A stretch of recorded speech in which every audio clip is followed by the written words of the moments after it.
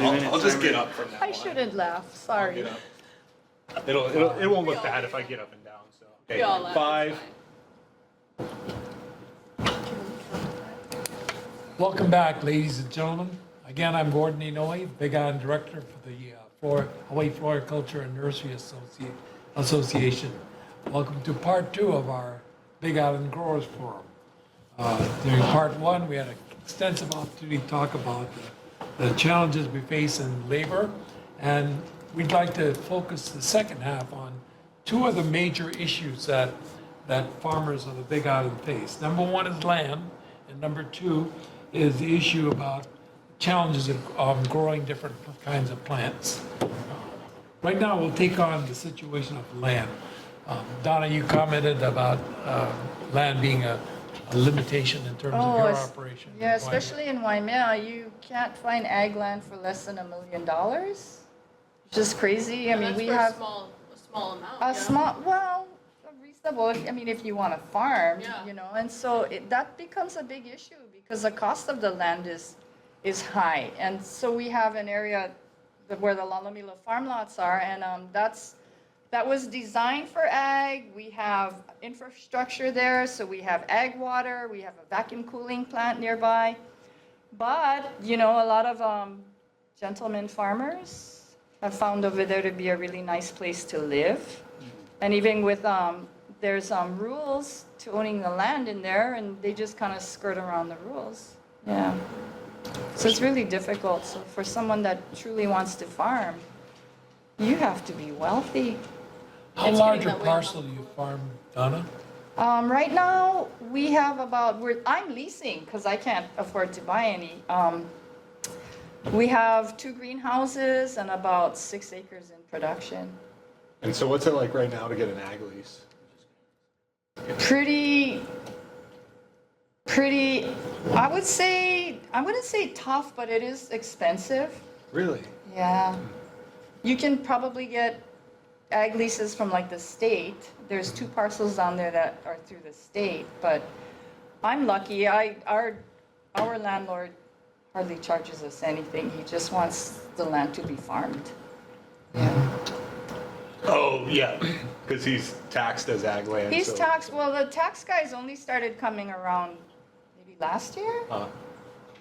But I mean, he used to farm where we are now, and he just wants to see it in production. Yeah, because I thought the state's ag leases were pretty mellow in terms of the price per acre. Pretty mellow, and I think it's a 55-year lease. And it's really, I mean, I've worked on an organic farm there years and years ago, but it's really, the soil is nice. It's such Yeah. a nice growing area. Wind sometimes. Sometimes. Oh my God. That's a situation in Waimea. I think we know that we recognize it's a high demand area, but fortunately, there is a state ag leases that are available there. There's only 2 or 3, I think. There's Yeah. one. Hamakua has quite a few state, but it's I've never tried to get it. It's, my understanding is geared more towards Food crop. food crops. If you know someone in Hawaiian Homes, you can also get a pretty reasonable lease. You just sublease from the farm. On the Hamakua side, your Papaiko, Enrique and Fernando, you mentioned you had 250 acres under cultivation. Is that in fee or is it in We, lease? you know, we, half of that is, we lease. And the other one we buy, have to buy land. Because there was less and less land available for long term, term. You know, everybody can lease your land for 1 year, 2 years, but on Racinas, we need minimum 5 years by the time even 5 years is too short. So we've been forced to buy land. Yes, I know most of the land out there is zone ag 20. And, in the last 30 years, I know that, a 20-acre parcel would run maybe $200,000 to, I know it's going 3 times that amount in the more recent past. So ag 20 means it's 20 acres of ag land. 20 acres of ag land that can't be subdivided. But you can build a house on You it. can build a house on it, but it's 20 acre minimum. So, and most of the land, Hamakua is getting really developed. most of the too. ag lands, Yeah. in Hamakua in the area are so zoned. It's had two effects. Number one, it has preserved land for agriculture, but it also limits the number, you know, if a person wants to live out there and only wants an acre or 2 acres or 5 acres, they're forced to buy a 20 acre parcel. So you have one home sitting on 20 acres with the rest of most of the parcel being underutilized for agriculture. And those are some opportunities for leasing, I know, but most of the people like the peace and quiet of their own property out there. So I know that presents a challenge. I know road access and water is a major challenge out there too. So I know intensive agriculture is very limited. Of course, the rainfall is decent out there. John, on the south side and Puna area, For us, we do have one farm on own piece of land. Our main operation is on state lease land. There's still a lot of parcels out there, of course. It'll be on the application process through the state and whatnot. Of course, they want a bona fide farmer, but I don't know what the requirements are or how much they're. But the state lease land seems like there's a lot. What's that year lease usually on the state lease? 55 years, I guess depending on the zoning too, right? Right now we're experiencing across the street of us, Mackay side, with the farm lots there, a lot of guys are gonna potentially lose their leases, so. I know there's been some controversy of the the governor vetoing the bill that would allow leases to be extended. And I know that the Department of Agriculture itself was against that aspect, claiming that they want to make the lands available to new farmers. But again, my own limited experience within the ag park in Hilo and in Pahoa is that most of the lands are grossly underutilized. Yeah. And so, you know, it seems to run counter to their argument. I'm hoping that the legislature is able to find some mechanics where those that want to be released from those leases may be able to do so, and they can be made available to new farmers. So that'll serve two purposes. And for those farmers that want to continue to farm, to be able to continue to extend their lease as long as they make the improvements to the land, and I think that which would be very fair. I know that I'm preaching to the choir, but I know that that's an ongoing issue.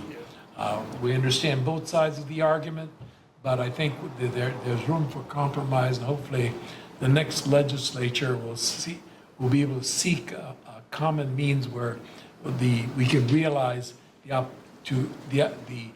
we can realize this situation where we have new farmers being able to get on some of these leases, and some of the older farmers that are really want out are allowed to be released from their leases. So I think some more discussion in that area probably will be needed. Anyone have other thoughts on land? I have a Sure. question, just in terms of context, since I'm not from Hawaii. The history of the land issue, has it gotten exponentially worse? Has it just been progressing in this general direction? I guess I don't know the historical context in terms of land issues.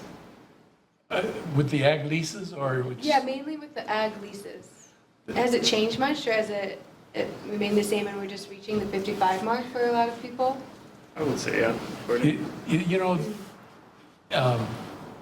I've been involved with DLNR and ag park leases for the better part of 40 years. And I've seen it all over the place. It all depends upon the administration and power for the various departments. In the ag park, for some reason, I think about 25 years ago, someone decided, well, we're not getting enough rent from our ag leases. And so they hired an appraiser to go around, and everyone's rentals went up through the roof. And it took a combination of many growers getting together to file suit against the state in terms of achieving their mission. Fortunately, it got settled and compromised, and the suit went away. But it got so bad that, you know, the effect of it would have been to drive all the farmers out of business because the rates they wanted were so high. And something similar has occurred in the Department of Land and Natural Resources, where a number of their lands were leased for and limited for ag purposes, and yet they hired their land manager decided they want highest and best use, and so they hired an appraiser to achieve their goals. Well, you know, highest and best use of some of these was residential, and so all of a sudden lease rents, you know, quadrupled in terms of, and the farmers couldn't afford this. And again, they passed some laws to try and find a compromise where the process of mediation was introduced. But then when one side in the mediation says no and no and no, what do? You go to arbitration again and you come out with the same result. So there are some very outstanding examples where leases got returned to the state more than 10 to 12 years ago that are sitting idle today because they're technically stuck at the price that they requested, that they said was fair market, but nobody's willing to pay that. And the most common one is can't by the afford 4 Mile to. Bridge where you see a nursery that's abandoned. You know, that's an example of a DLNR lease that Wow. and no one's willing to pay the rent that they want. And they're stuck. They're That's stuck at that crazy. upset price because they said this is a fair market value, and they paid an appraiser a lot of money, give them that appraisal so they could raise the rent. The lessee at that time says, "Here are the keys. I don't want it anymore." And no one, and so much for fair market value. No one's been able to lease that land. I think it kind of comes back to attracting young generation. We're going to have to show that there's land available for farmers because the next generation isn't going to be able to afford That's to right. farm. Buying So it property. comes back to that too, where, you know, There is land where we are, and in Puna. what's the address there? No. And it's under, it's under shipment. Oh, yeah. So there's a lot of land under shipment. I always like to tell Allison our biggest problem is government. Because I see it from my perspective a contradiction at the legislative level of saying they want to increase agriculture in the state, but then, like, in what way is the money coming to help do that? You know, in terms of these problems with land, and you know, Yeah, or subsidy- regulations. Yeah, Regulations, Regulations, exactly, yeah. exactly. And I mean, from an entomologist perspective, inspections, you know, inspectors, things like that at HCOA. So yeah, it's confusing, but I'm learning, so thank you for sharing that. I wanted to touch back with Fernando and again share a personal experience. When we formed the co-op, we spoke with many government officials talking about creating an orchid park, and everyone's supportive and willing, but we also saw the process in order to get from point A to point B and point C was going to be a very, very long and extended, and probably would not be accomplished during my lifetime. But again, we engaged Bill Walter at the time, who was president of Shipman and Company, and he immediately introduced us to his niece, you know, Peggy Farias, and who's the incoming president of Shipman. And we had a very successful discussion with Shipman, and at first we laid out a 50-acre ag park for the orchid park, and when the number of members dwindled down to a smaller number, we ended up with a very favorable lease for 7 acres where the current nursery is located, under very favorable terms. So as Fernando pointed out, Shipman as a landlord is very supportive of agriculture, and they're willing to work with farmers as long as they're bona fide farmers. So there is entry opportunities into farming. Of course, it doesn't come with all the bells and whistles of paved roads and ag meters and things along that line. but there is land available for agriculture in Puna. Looking a little further, any more comments regarding land or thoughts on land that you want to share? I know that we talk about Donna saying that, you know, any land for sale is in 7 figures out in Waimea. And I'm aware that, you know, a bona fide farmer with some track record can probably get very favorable lease rental terms from shipping that start from virtually zero and ramps up as your crops mature. So they're very understanding in that respect. So I think that there are opportunities, and we just have to be able to identify them and work with people. And of course, when I say bona fide, you know, you have to come with some credibility and experience before you can do this. Quite often, it might take a joint venture type of operation or mentorship with an experienced farmer for a new farmer to come in like that.